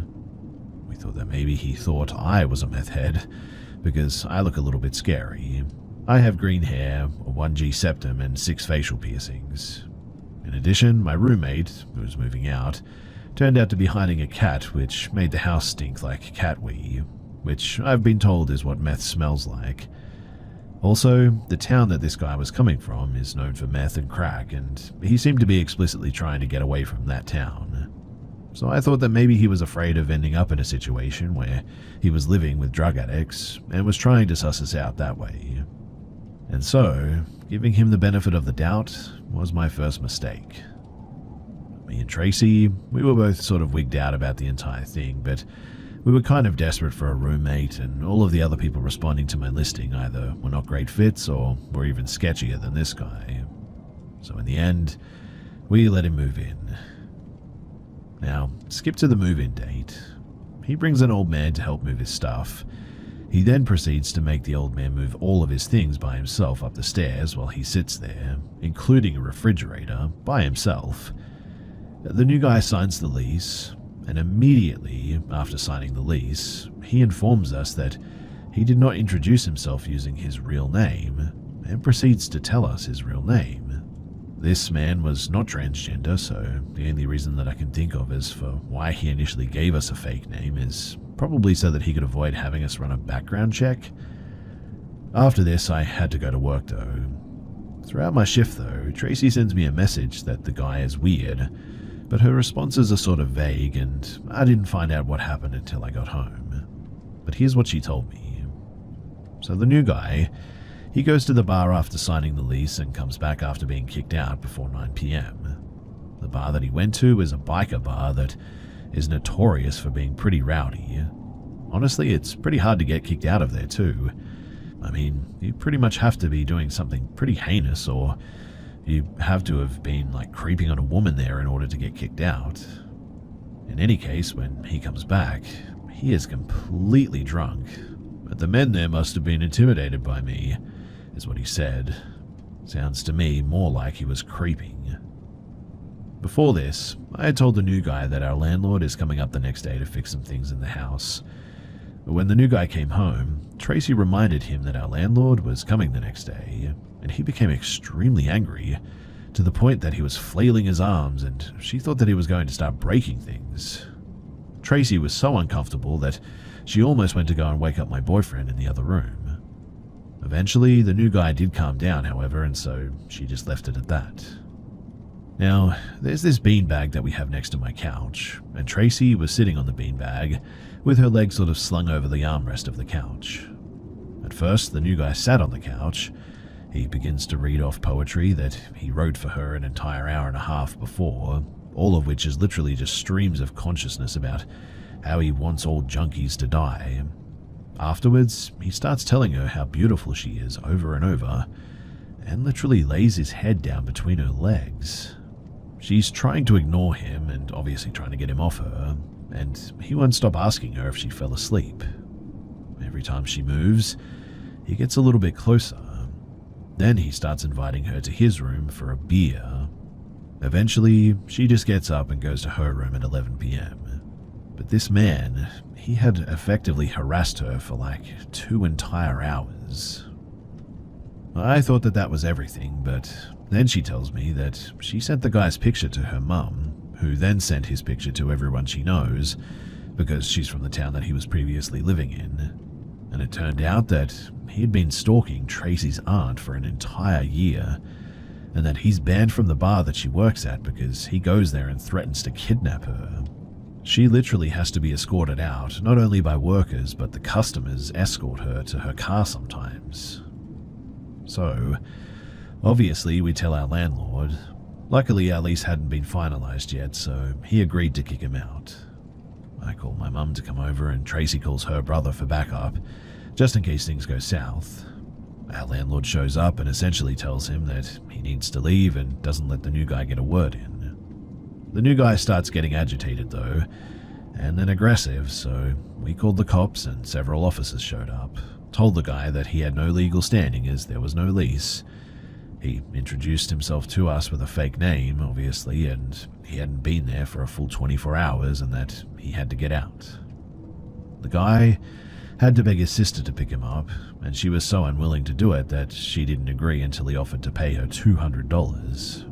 Mind you, it's only a 20-minute ride to where he was going. He left most of his stuff on our porch.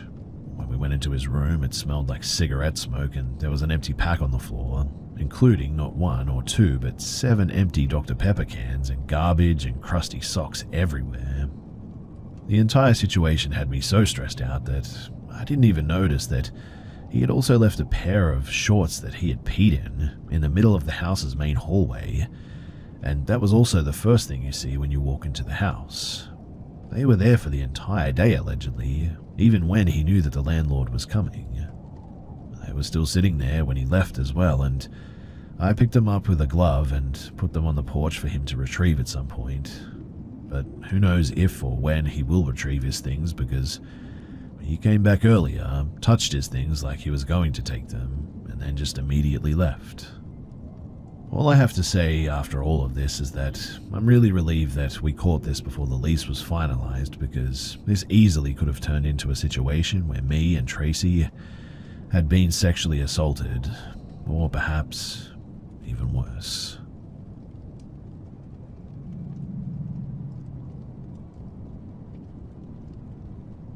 I've only told a few people about this incident that took place in the late 80s. I'm not looking for an explanation, nor can I offer any proof. I just want to share what my friend and I experienced in the autumn of 1987. So I grew up in one of the northernmost states in New England, about 2 hours away from the White Mountains and 45 minutes from our state's meager coastline, in a small working-class city. General Electric and a tannery were 2 of the largest employers. I think it was early October. The leaves started to change, but still on the trees, local fairs underway, and cool enough to rock my HS varsity jacket. I worked full-time and was saving up for my first car, a 76 two-door Chevy Nova festooned with a Pink Floyd tapestry to cover the huge tear in the back seat. My friend, Joe, and I worked in the same restaurant, and an older cook would buy us hard-earned libations and give us a ride home. Really, he would just drop us off at a cemetery that was midway point between our 2 houses, and a great place for underage drinking. We were dropped off there with a 4-pack of Bartles and James wine coolers to split between us. It's an old large cemetery with rolling hills, moss-covered headstones, and large maple trees too. I grew up playing hide-and-seek and having BB gun wars there, in fact. I even taught an army buddy how to drive stick in that cemetery. It was never a scary or haunted place to me at all. Even after the weirdest experience of my young life took place there, I still thought of it fondly. Now, there was a gazebo where we would sit and drink beers, wine coolers. It was open-aired with half walls and benches to sit on while we chatted and drank. All we had between us was that 1 4-pack, so we were not drunk or under the influence of anything else. But we began hearing footsteps coming in our direction. They sounded like somebody was walking on leaves. It later occurred to me that that was the first thing that was odd, as the leaves were still on the trees and the cemetery was pretty well maintained. Cops, Joe hissed, and I answered kids. The footsteps, they came closer. We couched below the half wall facing each other, the smiles on our faces growing more and more nervous until they disappeared altogether. The footsteps came at a measured pace. No other sound accompanied them, no jingling of keys, no fabric brushing against each other, and there was also no beam of a flashlight flitting about. The footsteps kept coming though. I could see my mounting fear echoed in Joe's face, but before we crouched down, we tried to see who was walking toward us, and we really couldn't. But that was to be expected, to be honest. It was a moonless night with little ambient light available. With our eyes wide and mouths agape, the footsteps came all the way up to the other side of that half wall and stopped. Joe visibly sagged, and I began to shake as neither one of us had the courage to look up at what had to be surely someone peering down at us. The footsteps, they then began to recede, and we popped up immediately to see who it was, and when we did, there was nobody there. Literally nobody. I mean, we could hear or sort of see where the footsteps were coming from, but there just wasn't anybody making them. It was dark, but it wasn't pitch black, and we surely would have seen someone there. We definitely would have at least seen the silhouette of a person out there. Ducking behind tombstones, we followed the steps a little ways down the hill until they stopped. And at that, we took that as our cue to leave, and we both sprinted home. The next day at school, we allowed that it was weird, and, well, that was that. We didn't tell anyone, and we just sort of went on with our lives. Like I said, we weren't drunk or stoned. Neither of us have been diagnosed with schizophrenia, and being outside like that, I seriously doubt it was a carbon monoxide problem. Really, I just have no explanation for this, and I don't expect anyone else to either. The 80s were a magical time, and I guess some days they just contained a little more magic than others.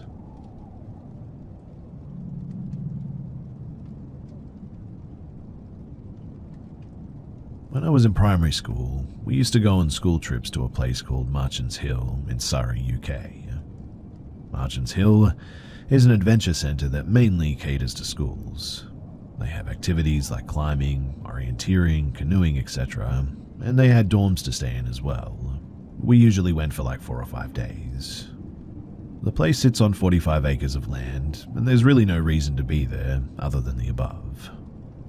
I believe they also have a part for adults for team building trips and stuff like that, but they're certainly not together, so we'd only ever see employees or sometimes kids from a different school while there.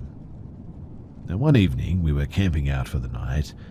A Marchants Hill employee led us to the camping area at about 7 p.m, helped show us all how to set up our tents and start a fire, and then left for the night, leaving us in the care of 2 of our teachers from school. We had a fire going, and we're all sitting around it on logs that were placed around the fire area. We were singing songs and talking and just being kids as it got darker. After a while, a couple of us heard the sound of somebody approaching, but I didn't think too much of it. Probably just an employee checking in. Suddenly, though, this guy appears out of the darkness and loudly says, "You shouldn't be here." Everyone whips their head around to see who it was, and this guy was just sort of standing there. He's a big guy, looked homeless in that he had a big scraggly beard and hair, but he's wearing a suit with Wellington boots and is holding a plastic bag.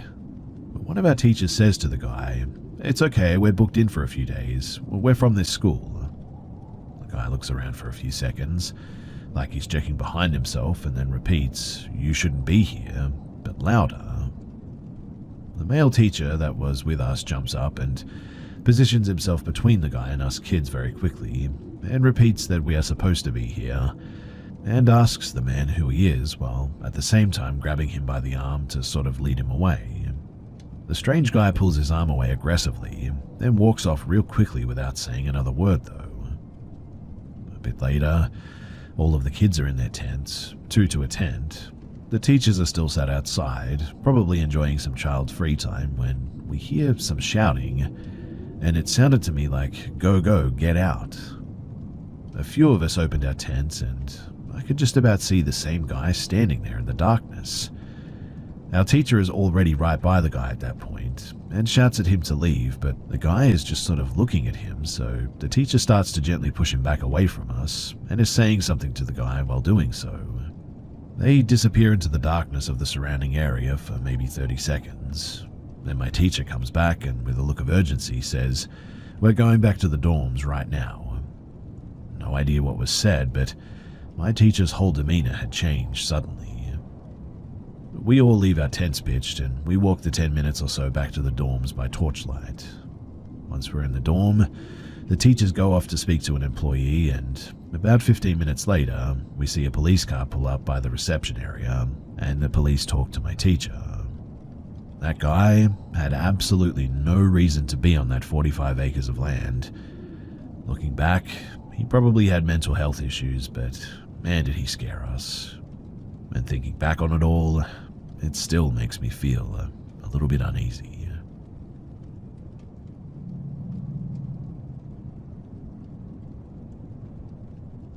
This happened a few years ago, so some details may not be the clearest in my head, but I'll try to recall this event in its fullest form. So first, let me set up the layout of where it happened. My upstairs hallway has 5 rooms connected to it. In order from the stairs, it goes my sister's room, the bathroom, the office, master bedroom, and then my room at the very end. The stairs lead down to the kitchen and share a wall with a bathroom, so you can hear anyone on the stairs quite easily. In addition to this, it's not a new house, so you can hear pretty much everything because thin walls, loud floors, and doors and all that. Now, what happened one night was that I had woken up at around midnight or 1 a.m. because I needed to go to the bathroom at some point. With the standard amount of grumbling because I didn't want to leave the warmth of my bed, I got up and walked down the hallway to the bathroom. Everything was perfectly normal until I went to go and wash my hands. A sound on the stairs made me pause because it didn't sound like one of the cats. They're fat and old and have a very distinct way of going up and down the stairs. I listened though as quick, light footsteps ran up the stairs and around the corner to come down the hallway. They ran up and down the hallway twice before stopping in front of the bathroom door, which I couldn't have been more than 3 feet away from. They breathed loudly, in and out a few times. Then they ran back down the hall and down the steps into the kitchen where they stopped making noise. I would have been able to hear them if they continued. I was rightly freaked out because the sounds that I had heard were very clearly made from a little kid, of which there were none in my house. The footsteps were too close together, light, and way too quick to be anyone in the house messing with me. In order to move that fast, anyone who lived there would have had to have made at least twice as much noise, and the only one capable of running as fast as what I'd heard would have been my sister. But again, she couldn't have done it that quietly. I ended up waiting for about 2 hours in that bathroom before finally coming back out and booking it to my room. Any perpetrators would have been heard if they had tried to return to their room or if they were anywhere awake because our house is very quiet at night. But I heard nothing after that night. No footsteps, no breathing, no activity. The next morning too, I asked each of my family members individually and separately, so they couldn't talk to each other between my interrogations, if they had gotten up at all last night, or if they had heard anything last night too. None of them are good liars, and I know when they're telling the truth, so when they all said that they slept through the night, genuinely, I believe them.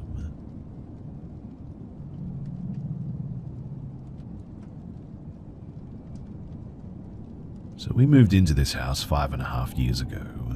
I'd never experienced anything paranormal before. Honestly, I was a hardcore skeptic. It was around 18 months later that I began to experience disturbing paranormal events I cannot explain, no matter how much science I read. Note too, I do not have a history of hallucinations or schizophrenia or anything. I wasn't smoking weed at the time, nor on any other drugs. I was also in my mid-20s at the time. The first incident was on a November night at about 10:50 p.m. Almost all events happened between 10:51 to 2 a.m., but primarily between 11 to 1. For some context, I'd spent the last hour playing Among Us and studying from a Spanish textbook. I would listen to relaxing jazz sometimes and drink some Jack Daniels. I wasn't drunk by any means, but I went to pee. My mind was focused on how clever, funny the games were and how I couldn't wait to get back to what I was doing. And when I pulled my trousers up, a noise caught my attention. It was an Alberta Balsam shampoo bottle, about 1/3 or just under full, between the taps on the sink. It is a standard British porcelain sink close to the toilet, but to touch the bottle, I would need to extend my arm, bending my elbow, and that night there was no one nowhere near close enough for contact. But the bottle? It rocked far to the left, to the right, unnaturally, and repeated this motion about 5 times before it came to a standstill in its original position. It wasn't a small wobble by any means, too. It was a slow, intentional rock side to side. The bottle should not have been able to rock so far for either side either without falling over. But my bathroom is tiny. I couldn't touch the bottle, let alone cause it to rock the way that it did. The window was closed, so there was no breeze and anybody else in the room. I tried to replicate it another time by blowing hard on the bottle, flapping my arms and holding myself in the same position as when it happened, but I couldn't touch or move the bottle at all. Even with the generous leeway, I couldn't touch that bottle, and in short, it wasn't me, and genuinely, it ruined my night because this incident absolutely terrified me. A couple of days later, I was in the same bathroom, washing my hands at about the same time at night, when I experienced a sudden and intense sensation that something sinister was behind me and staring at me. I looked up at the mirror and couldn't see anything behind me, but I just felt like something was there. I was too afraid to move. I finished washing my hands after a minute or so, and when the feeling began to fade, I quickly left the bathroom. But this became a regular occurrence. Particularly in the kitchen and the bathroom, I felt something there, or that something was watching me, and sort of attempting to interact with me too. The presence was somewhat imposing and dark. I could never see it, but I just felt like it was there. My partner didn't believe me when I told him about these incidents, and would go to bed before me, so he never witnessed them at first. I believe this presence was a man, and for a while thought that it might have been the deceased elderly man who used to live here. He was placed in a care home aged 95, and was known as a nasty, horrible old man. The man passed away at some point. I'm not sure when, but it was either during the incidents or towards the end of them. Additionally, we had a living room carpet, and as these incidents increased in frequency, I began to hear something plucking at the carpet in the corner by the door. When I moved the curtain, there was nothing ever there, and the noise always stopped.